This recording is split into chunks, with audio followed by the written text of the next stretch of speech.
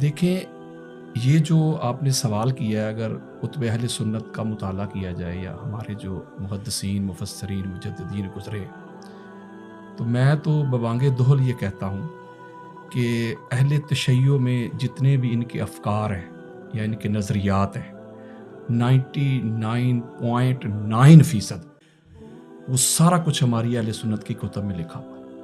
ہمارے محدثین، مفسرین، مجددین، جو ہمارے اولیاء صلحاء جو بزرگ گزرے، ہر چیز لکھ گئے، عقائد میں سے عقائد، نظریات، ویژن، تھاٹ، افضلیت مولا علی علیہ السلام کا مسئلہ ہو، جیسے ابھی قبلہ نے ارشاد فرمایا، تو میرے خیال میں جتنی شر و بست کے ساتھ ہمارے بزرگوں نے لکھا ہے مولا علی علیہ السلام کی افضلیت کے حوالہ سے، شاید ہی کسی اور نے لکھا۔ ولایت کی بات ہو تو 350 طرق ہیں، اس کے اوپر میری یہ کتاب بھی ہے، افضلیت صاحب الرایہ فی الحدیث الولایہ، اسی ایک حدیث ولایت کے اوپر میں نے 350 طرق بیان کیے، ایک ایک سند پہ گفتگو کی ہے۔ اور صحابہ کرام میں بھی اس کا اختلاف نہیں تھا۔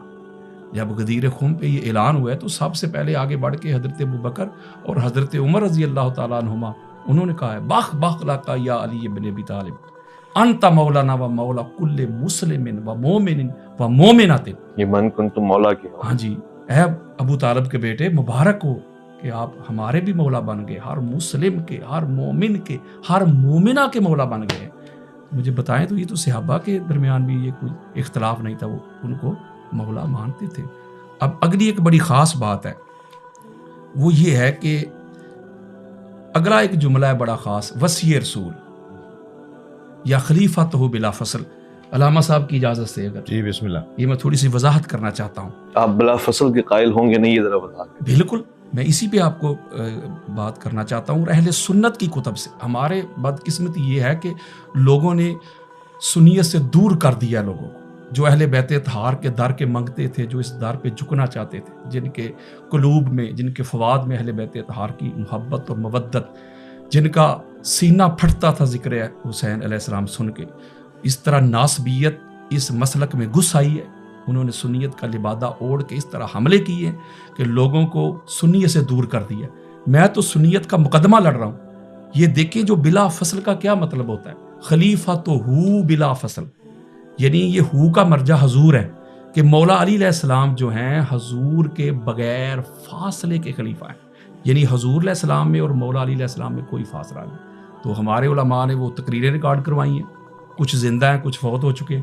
انہوں نے کہا تھا یہ جو شیعہ کہتے ہیں نا اذان میں خلیفہ تو ہو بلا فصل، تو یہ تو 3 خلفاء کو جو پہلے ہمارے گزرے ہیں ان کو گالیاں دیتے ہیں، معاذ اللہ، نقل کفر نہ باشد۔ کس وجہ سے؟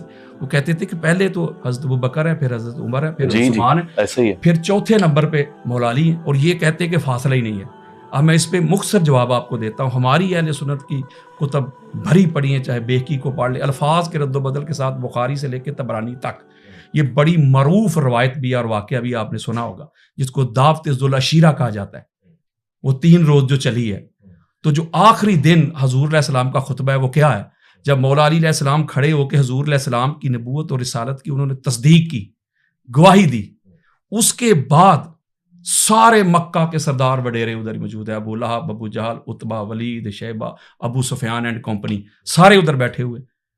تو حضور علیہ السلام نے فرمایا انا ھذا علی وصی و خلیفتی۔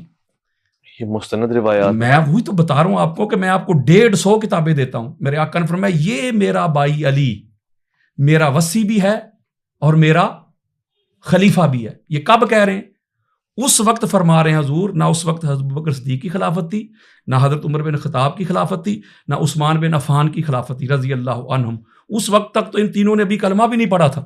جب حضور فرما رہے ہیں کہ علی میرا خلیفہ بھی ہے اور میرا وصی بھی ہے، اور امام دیلمی مسند الفردوس میں جو روایت لے کے آخری دیتا ہوں، پھر اگلا سوال لیں گے، وہ کیا روایت ہے؟ جس حدیث کا نمبر ہے 5066 امام دیلمی مسند الفردوس، اہل سنت کے سر کا تاج۔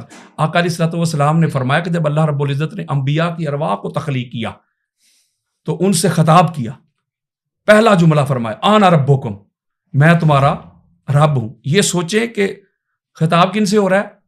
انبیاء سے۔ ھذا محمد النبیکم، یہ محمد تمہارا نبی ہے، نبیوں کا بھی نبی۔